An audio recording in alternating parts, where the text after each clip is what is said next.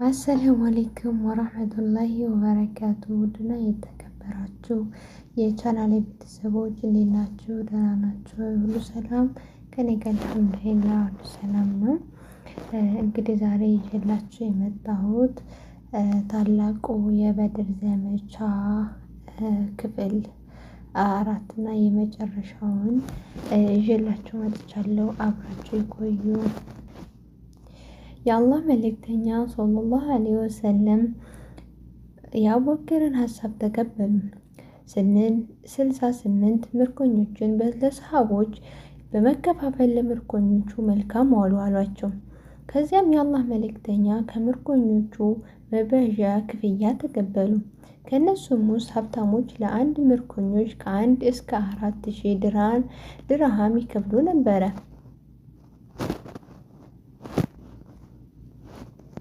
ድሆቹ አንዳንዶቹ በነጻ ተለቀቁ። የተማሩት ደግሞ የሙስሊሞች ልጆች ማንበብና መጻፍ እንዲያስተምሩ ግዴታ ተጣለባቸው። ይህም ለእነሱ መበዣ እንዲደረግ ሆነ።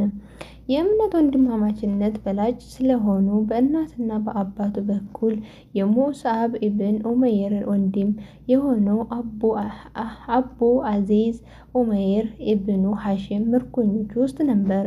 በጦርነቱ ውስጥ ከአቡል ዩሰር አልአንሷሪ ነበር የተማረከው። አቡል አዚዝ ወንድሙ ሙስዓብ ባለበት በኩል አለፈ። ሙስዓብ ለአቢር ዩስር እንዲህ አለው፣ ምርኮኛህን አጥብቀህ ያዘው፣ እናቱ ሀብታም ስለሆነች ብዙ ገንዘብ ልትከፍልህ ትችላለች አለ። ወንድሙ አቡ አዚዝም ወንድም ሆይ ይህ አንተ ለኔ ያለህ ምክር ነው። ሙስዓብም ካንተ ይልቅ እሱ ነው ወንድሜ አለው። የመቤዣ ክፍያው ሲጠየቅ እናቱ በቁረይሽ ውስጥ እጅግ ውድ የተባለ ካሳ ጠየቀች። 4000 ተባለች። እሷም 4000 ድርሃሙን በመላክ አስለቀቀችው። በዚህ መልኩ የእምነት ወንድማማችነትን ከዘርና ደም ትስስር በላይ መሆኑን ተረጋገጠ። ይህም የሆነው ሀቅና በአላህ መንገድ ላይ በመሆኑ ነው።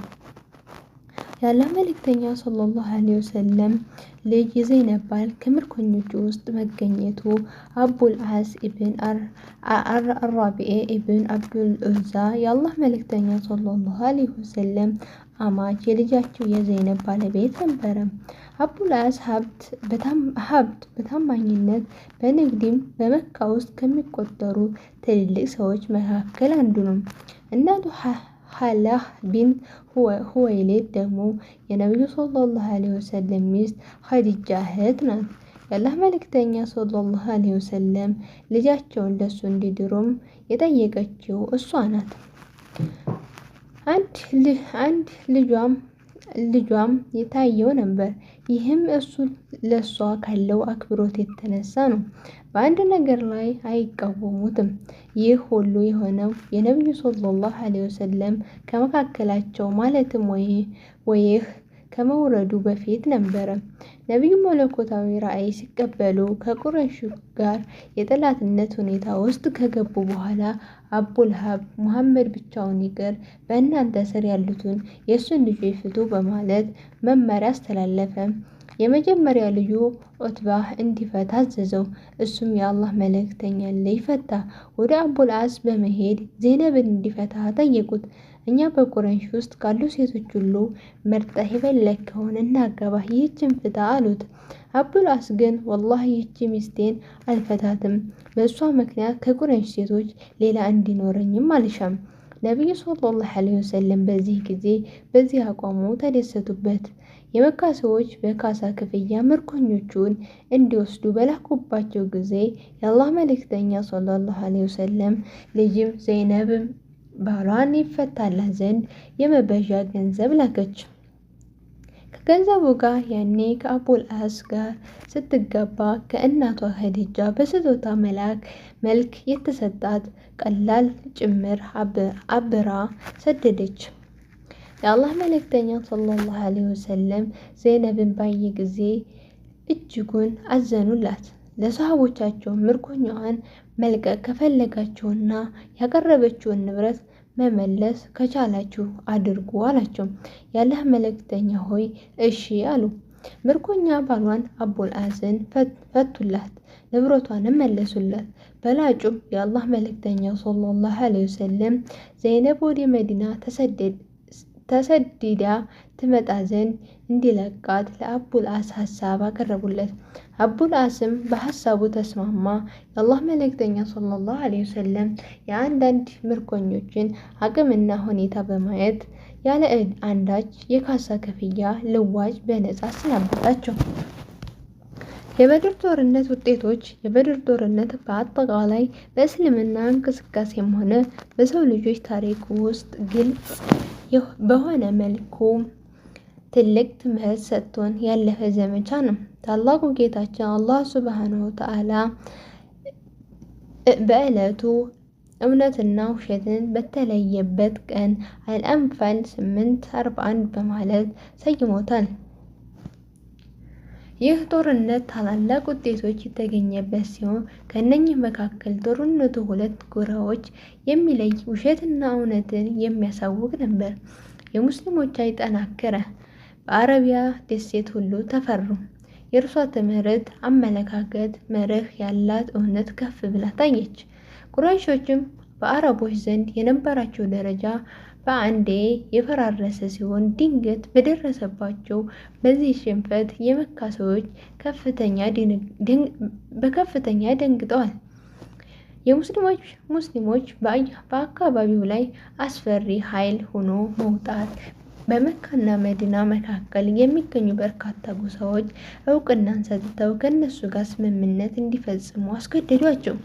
በዚህም የተነሳ ሙስሊሞች ወሳኝ የሆነውን ይህ ንግድ መስመር በዋናነት ሊቆጣጠሩ ችለዋል። ሙስሊሞችም ከጦርነቱ በፊት ሌላው ቀርቶ መዲና አብረዋቸው የሚኖሩ ሙስሊሞች ያልሆኑ ማህበረሰቦችንም ጭምር ይፈሩ ነበረ። ከበድር ሲመለሱ ግን ሁኔታው ሙሉ በሙሉ ተቀየረ። አብዛኞቹ ሙስሊሞች ያልነበሩ ሰዎች እስልምናን መቀበላቸው በይፋ አሳወቁ። እስልምናን ያልወደዱ ደግሞ መናፍቃን እላዩን የሰለሙ በመምሰል ውስጡ ግን ያልሰለሙ በመሆን ተመረጡ። በዚህ የተነሳ መናፍቅነት በመዲና ውስጥ አቆጠቆጠ።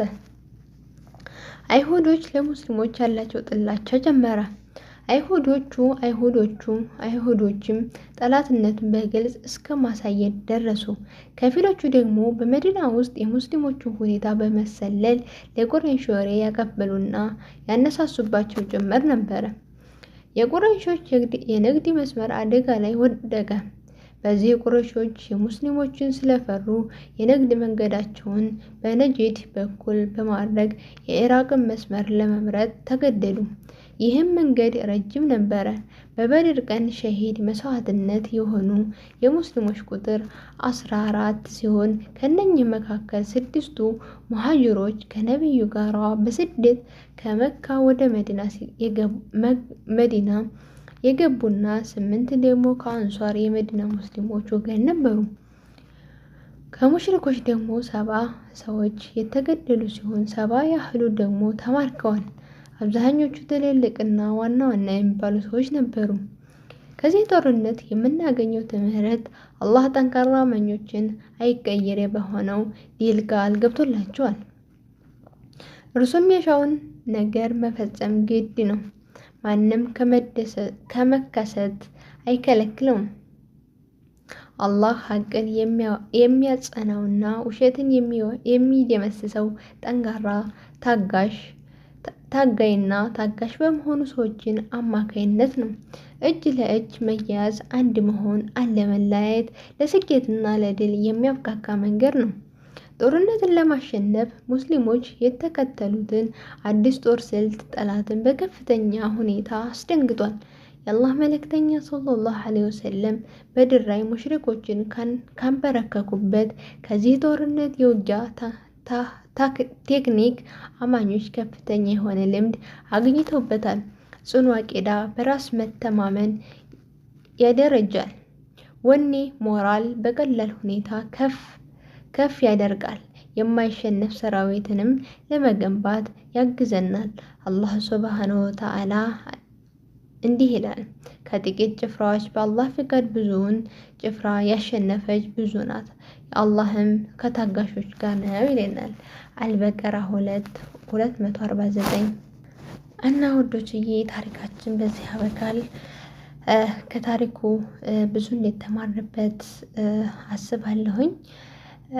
ሁላችንም በምናምንበት ነገር ላይ በምናደርገው ነገር ላይ ቁርጠኝነት እንድኖረን ብዙ ነገር ያስተምረናል ብዬ አስባለሁኝ። እንግዲህ እዚህ ቻናል አዲስ ከሆናችሁ ደግሞ ላይክ፣ ሼር፣ ሰብስክራይብ እያደረጋችሁ እንድታበረታቱ በታላቅ ትህትና ጠይቃለሁኝ።